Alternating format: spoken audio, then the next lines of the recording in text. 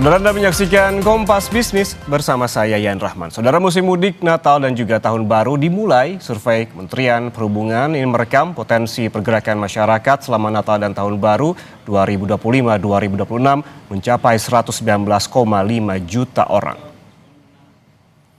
Jumlah ini saudara meningkat 8,8 juta orang atau 7,9% dibandingkan musim yang sama pada tahun lalu.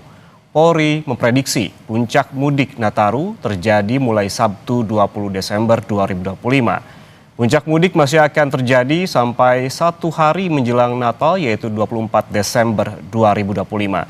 Sedangkan arus balik diprediksi terjadi sebelum pergantian tahun pada 28 Desember 2025 hingga setelahnya pada 4 Januari 2026. Sementara itu, saudara, mobil pribadi masih menjadi pilihan utama khususnya di Pulau Jawa. Total pemudik yang menggunakan mobil ini mencapai 42,78% atau sekitar 51,1 juta orang. Jalur darat tak hanya diramaikan oleh pemudik yang menggunakan mobil, tetapi juga sepeda motor dengan porsi 18,4% dan bus 8,1%.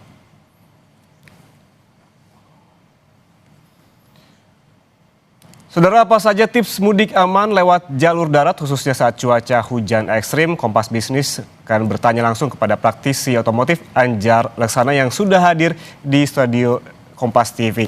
Mas Anjar, selamat pagi. Halo, selamat pagi Mas. Ini kan banyak sekali nih yang menggunakan mobil dan juga kendaraan jalur darat begitu untuk mudik dan juga berlibur. Memang masih besok gitu, masih lusa liburannya. Tapi sudah ada yang berlibur di hari ini dan juga kemarin. Betul. Kita mengingatkan agar berkendara bagaimana lebih aman begitu. Yang pertama ini Mas Anjar, apa yang perlu dipastikan? Komponen kendaraan apa yang wajib dicek sebelum berlibur ataupun berkendara dengan cuaca yang ekstrim seperti saat ini? Jadi kalau misal musim mudik Nataru ini sebenarnya sama aja seperti kita perjalanan jauh.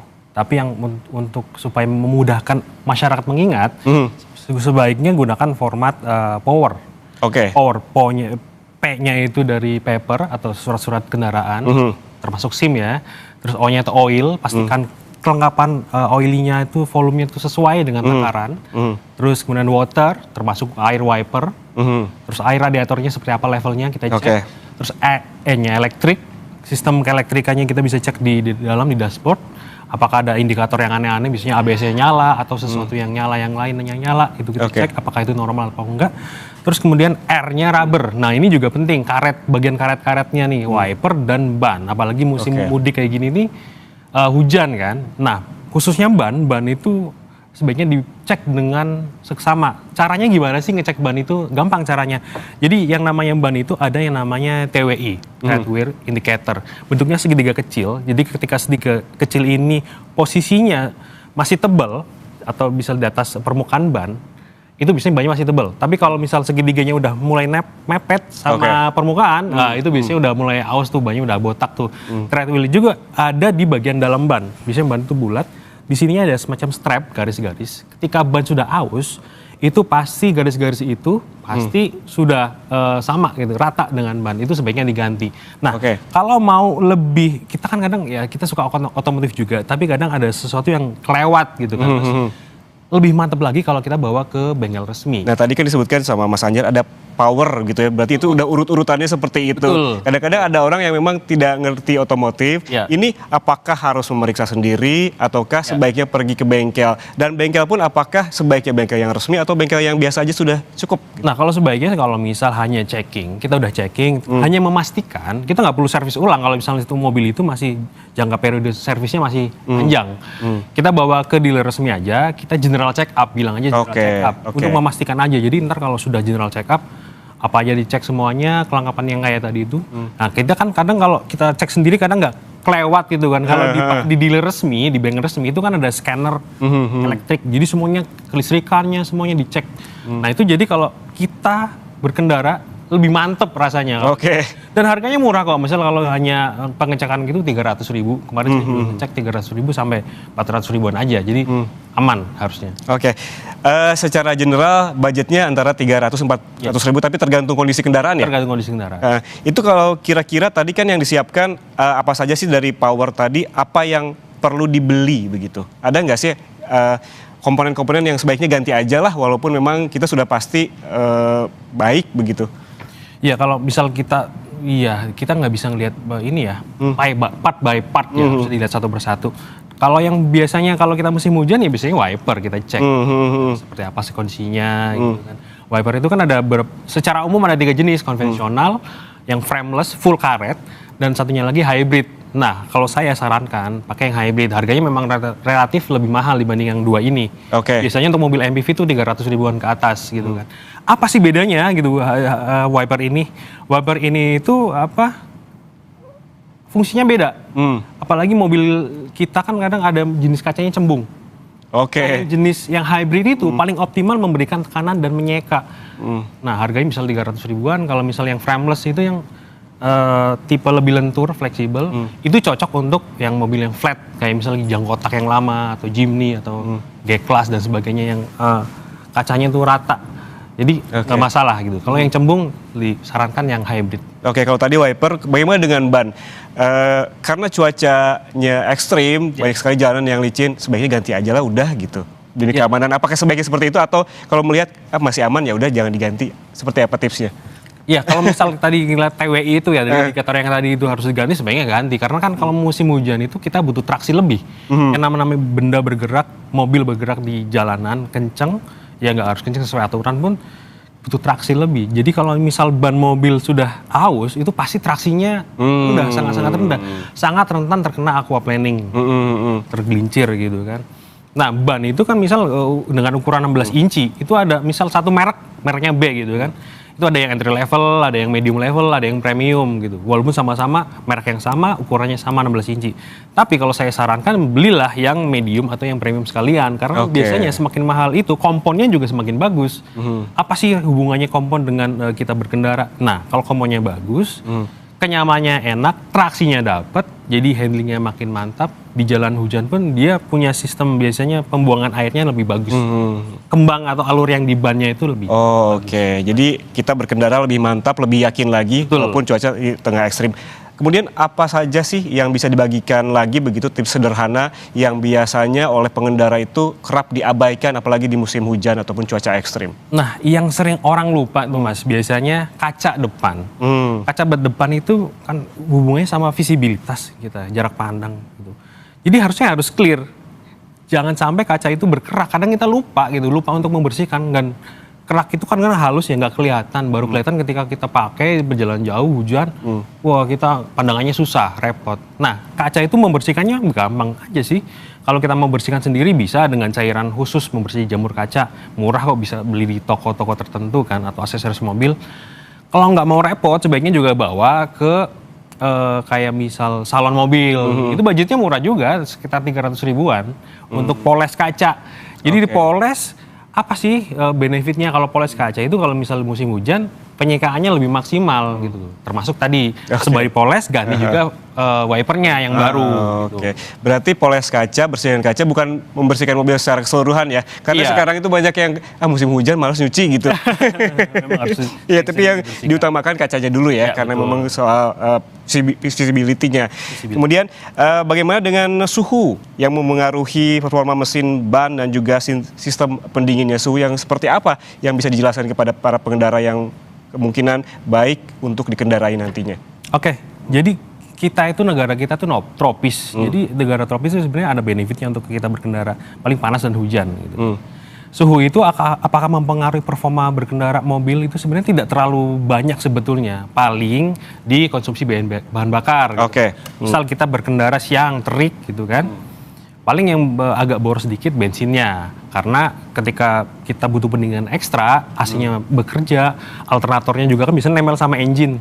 Nah ketika ekstranya kerja, AC-nya kerja, itu mesin itu kan nempel sama itu kan alternator. Butuh tenaga ekstra juga. Akibatnya ya pasti konsumsi bahan bakarnya pasti lebih boros sedikit. Nah, sama aja kayak kalau kita mau naik gunung tuh, biasanya kan dimatikan tuh AC-nya supaya kuat. Nah itu supaya tidak ada beban di dalam engine. Nah Oke. Termasuk juga mungkin kalau musim hujan kayak gini biasanya lebih enak sih. Kalau hujannya sedang ya, nggak yang ini mendung itu nyaman karena AC juga kinerjanya tidak ekstra. Oke. Seperti itu. Oke. Kemudian tanda-tanda apa saja yang menunjukkan kendaraan berisiko overheat ini yang paling dihindari nih oleh para pengendara begitu, atau terkendala teknis saat hujan, dan apa langkah cepat yang bisa dilakukan oleh pengemudi? Ya kalau gejala overheat biasanya kalau mobil yang usianya 5 tahun ke bawah, kalau service recordnya bagus, jarang sekali terjadi. Itu biasanya mobil yang udah tua, di atas 100.000 kilometer, biasanya overheat. Gejalanya biasanya respon mesinnya tuh lemot banget. Terus kemudian AC-nya panas. Oke. Terus kadang ada menggelitik juga, itu mesinnya gelitik. Terus ada bau-bauan, bisa kayak bau hangus, bau-bau kayak uap kayak gitu. Sebaiknya segera menepi. Ya, menepi karena misal untuk overheat itu biasanya penanganannya ya lumayan repot gitu kan. Jadi menepi tapi jangan langsung buka radiator. Biasanya orang tuh latah tuh. Menepi langsung pengen buka radiator, pengen ngecek gitu kan. Padahal kan bahaya kan, masih uapnya panas, bisa nyembur kemana-mana, itu bahaya. Oke. Stay safe, jadi menepi di pinggir jalan. Kalau misal sebaiknya lagi, kalau misal kita nggak mau ketubruk di mobil dari belakang, pasang tanda pengaman atau kita keluar di bagian pembatas jalan, nggak masalah, di luar, di jalan tol. Jadi aman, sambil kita misal kontak dealer terdekat, bengkel terkanan terdekat. Kalau pakai asuransi juga lebih enak lagi sih gitu, bisa lebih tercover gitu selama ada perluasan jaminan seperti itu. Oke. Jadi idealnya jangan bergerak sendiri kalau tidak paham begitu ya. Iya, betul. Mendingan tunggu dulu telepon yang lebih paham. Betul. Nah, ngomong-ngomong tadi soal membahas Mas Anjar soal hubungannya tadi suhu dengan bahan bakar begitu. Bagaimana memastikan bahan bakar ini akan cukup begitu, dan bagaimana juga nantinya dipersiapkan begitu. Karena kan di awal kan memang harus dipenuhi dulu tuh bahan bakarnya, dan harus diketahui juga jenis kendaraan ini akan membutuhkan berapa banyak bahan bakar gitu apabila di suhu seperti ini. Tapi tahan dulu jawabannya Mas Anjar, kita akan kembali saat lagi, tetaplah bersama kami di Kompas Bisnis.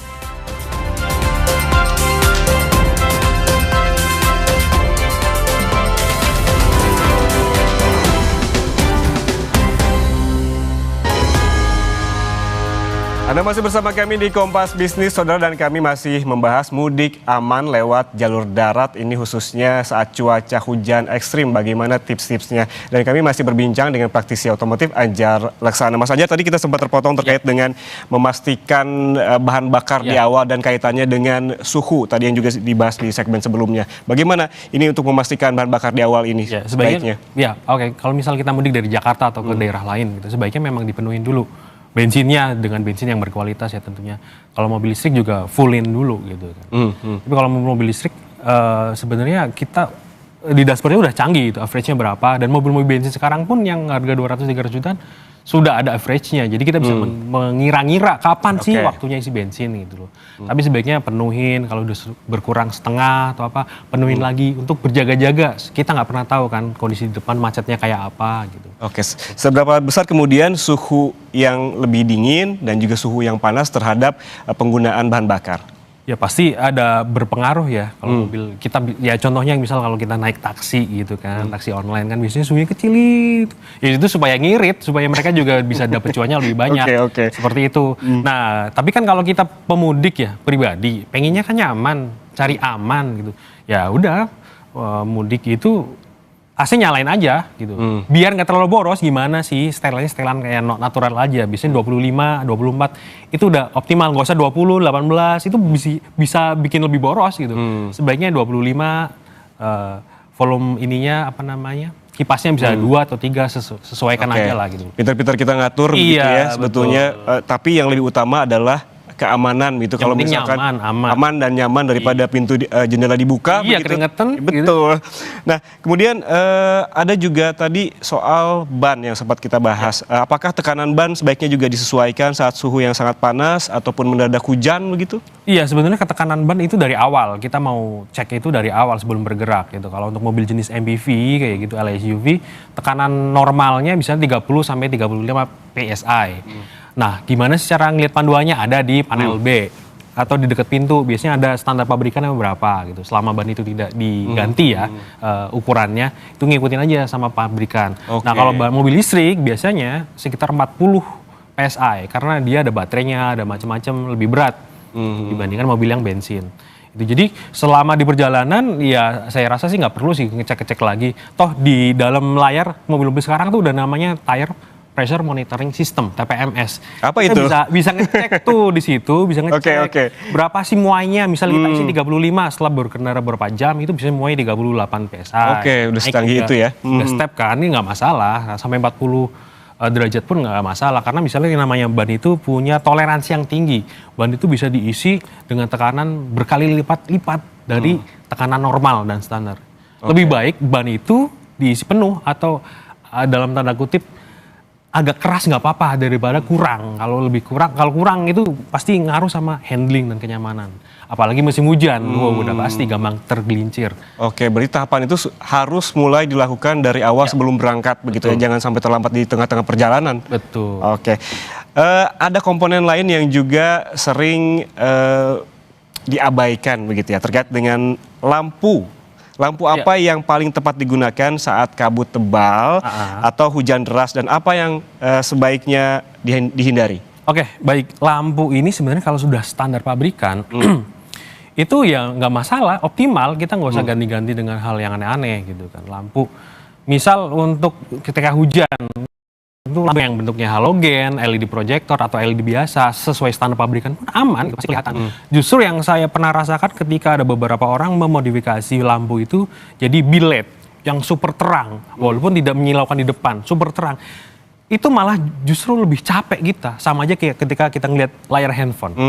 Normal, itu kita bisa bertahan lama. Tapi dengan kecerahan tinggi, seolah-olah enak. Tapi setelah beberapa menit, capek kan mata. Itu sama dengan... Tapi apakah itu cukup membantu untuk melihat visibilitas kita lebih jauh? Ya, kalau standar pabrikan pasti cukup, saya yakin. Nah, ini celakanya lagi kalau misal kalau lagi musim hujan kayak gini, ya banyak orang nyalain hazard. Sebetulnya kalau musim hujan kayak gini cukup nyalakan lampu utama. Lampu utama ketika nyala pasti lampu ekornya menyala. Lampu ekor itu kan yang merah itu kan.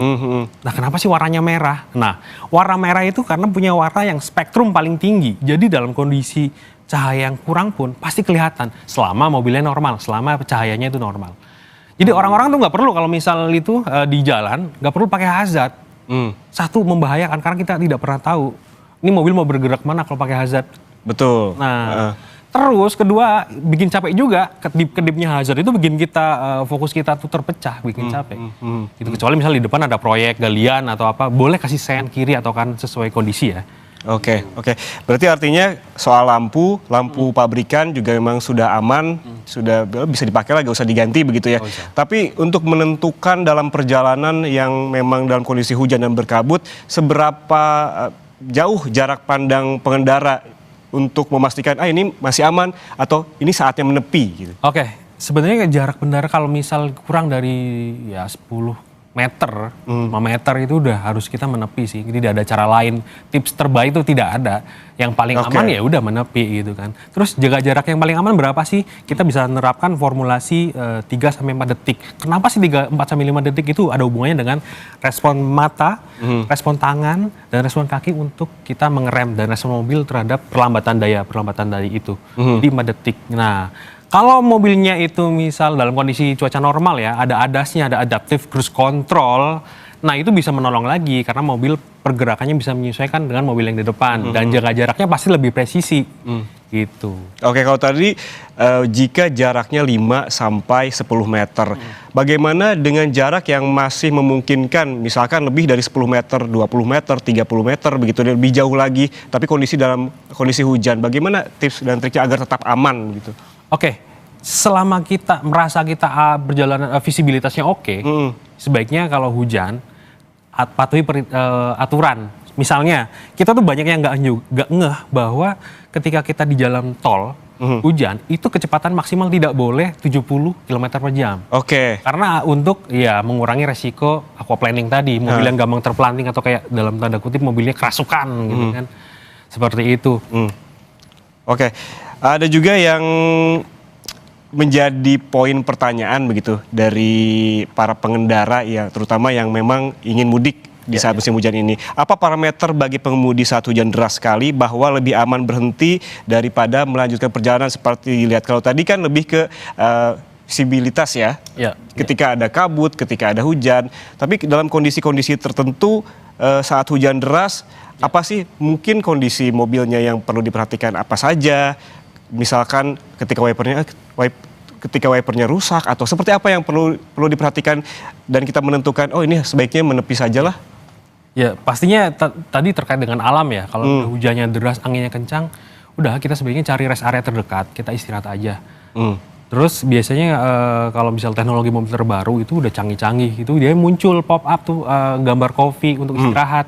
Biasanya sensor-sensor udah mendeteksi bahwa kondisi berkendara ini udah nggak cocok lagi untuk kita terus bergerak, itu harus cari rest area terdekat. Atau kalau misal kita ini terlalu jauh rest areanya, kita cari exit tol terdekat, udah kita menepi. Tidak ada cara lain selain cari aman itu tadi. Apalagi ketika misal mobil ada ADAS-nya, sistem ADAS itu ngasih pop up warning bahwa sistem gagal untuk mendeteksi. ADAS itu biasanya kan ada sonarnya, ada kamera, ada radar. Nah itu semua dimatikan oleh sistem ketika sistem mendeteksi bahwa kondisi cuaca memang sangat-sangat buruk. Jadi kita tidak diharuskan untuk melanjutkan perjalanan gitu. Kalau itu mobil yang canggih, yang saat ini canggih. Kalau mereka yang punya mobil yang tahun 2010, 2009 begitu, bagaimana caranya untuk mengetahui, untuk menentukan udah saatnya berhenti aja deh di tengah hujan yang sangat deras ini?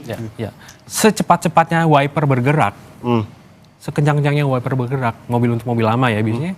Tetap visibilitas tadi kembali lagi nggak ada jalan lain. Kalau visibilitasnya udah selesai ya udah selesai. Sama aja kita berkendara dalam kondisi buta. Mau secanggih apa mobilnya, apapun jenisnya, tetap aja.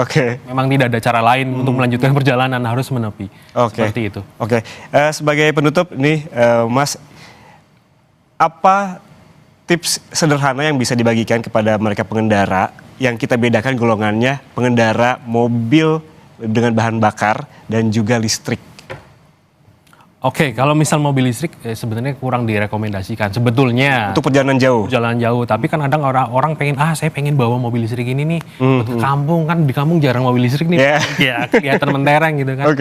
Ya udah, sebaiknya ya persiapannya jauh lebih matang dibandingkan mobil konvensional. Kalau mobil listrik itu sebaiknya ya isi baterainya dengan maksimal, kita schedule dengan sebaik mungkin, karena mobil listrik beda treatmentnya gitu kan. Terus etika isi baterai di SPKLU atau di rest area itu kan ada etikanya, sebaiknya tidak lebih dari 80%. Oh gitu? Iya, sebaiknya tidak lebih dari 80%, karena ya kita harus gantian sama yang lain.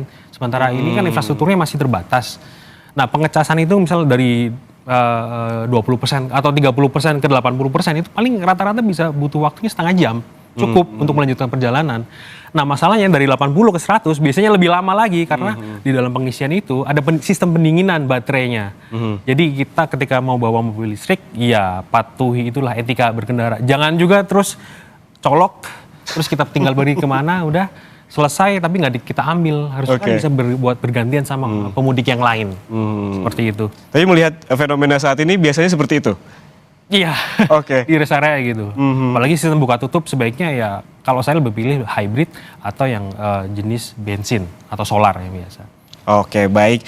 Terima kasih Anjar Leksana, praktisi otomotif atas waktunya bersama kami di Kompas Bisnis. Sangat bermanfaat sekali tips-tipsnya bagi mereka yang memang memutuskan untuk berlibur ataupun mudik hari ini dan juga besok mungkin lebih dipersiapkan lagi. Tadi sudah dijelaskan secara rinci apa saja tips-tips detail di awal dan juga di pertengahan dan kapan juga harus menepi agar perjalanan tetap aman. Intinya cari aman. Cari aman tentunya. Terima kasih Mas Anjar sekali lagi. Dan saudara, hari ini juga ada informasi